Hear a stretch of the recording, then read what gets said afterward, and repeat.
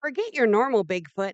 Michigan has its own swampy superstar, the Dewey Lake monster, otherwise known as the Sisters Lake Sasquatch. Now, back in the 1960s, people swore they saw a massive, hairy beast stomping around Dewey Lake like it owned the place.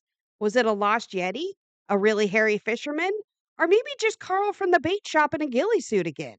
In this video, we dive headfirst into the legend and probably some lake muck to figure out what really scared the pants off a quiet Michigan town.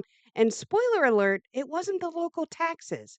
So come on and grab your bug spray, hide your beef jerky, and let's go monster hunting with absolutely 0% expertise, but 100% confidence.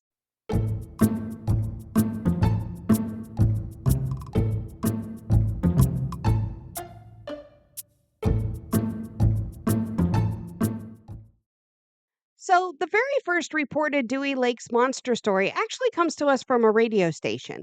But today we're going to look at the first printed version from the Holland Evening Sentinel in Holland, Michigan, dated Thursday, June 11th, 1964, from the Sisters Lakes region. The story begins.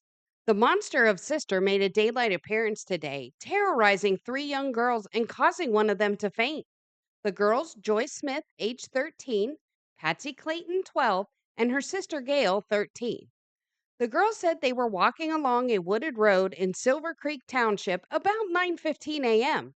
when the monster suddenly appeared. Joyce saw him first and promptly fainted.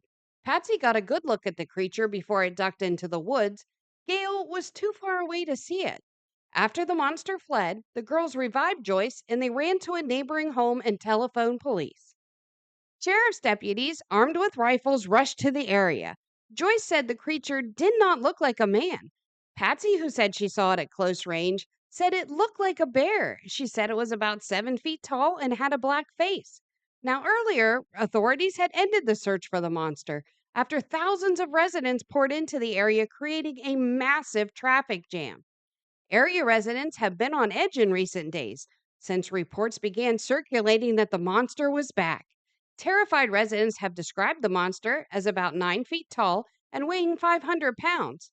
Cass County Sheriff's deputies said the presence of the monster has been reported off and on for about 2 years now. Mrs. John Utrup of nearby Dewey Lakes, Michigan, told sheriff's deputies that the beast chased her into her home Tuesday night. She said she was saved when her dogs barked and drove the monster away. Other descriptions said it was covered with black hair up to its neck and had eyes that glowed, like an animal that had a light shining in its eyes. Various witnesses said the monster made noises, like a tamed goose and a baby crying. Cass County Deputy Sheriff Ernest Kraus said the deputies were dispatched into the area in which the monster had been reported. They were armed with deer rifles and would stake out the area until, quote, we solve this, unquote. But deputies said that the area was inundated with a flow of curiosity seekers, and all of the officers, well, they were forced to direct traffic. We had all the men we could spare up there and had to get some help from Van Buren County to take care of the traffic, a spokesman said. He had seen so many cars that were loaded with up to 6 people. We don't know what it is. We don't know if it even exists, said the sheriff's spokesman. But there have been complaints by about 10 reputable persons, and we have to check those out. Kraus said it had not been precluded that the object of the extensive search in progress was a gorilla. We have no reports of any circus gorillas having escaped, but the description of several persons matches that of a gorilla hair up to the neck, widespread eyes, and about 9 feet tall.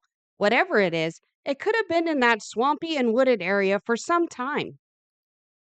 Authorities also theorized the creature could be a big bear. Tracks found in the mud showed an imprint of 3 inches at the heel and spanned 6 inches across the foot. The general area in which the monster had been reported is on the Caspian Buren County line. The area is inhabited by year round occupants, as well as the location of many summer resorts and cabins. Krause said many eyewitnesses agreed with Mrs. Utrup in the description of the monster. That many people can't be wrong, so there must be something out there, he said. He said that officers from the two counties investigated similar reports about 2 years ago, but were unable to locate the mysterious creature. I hope we can find out what the score is, Krause said. Women are terrified and refuse to leave their homes without escorts.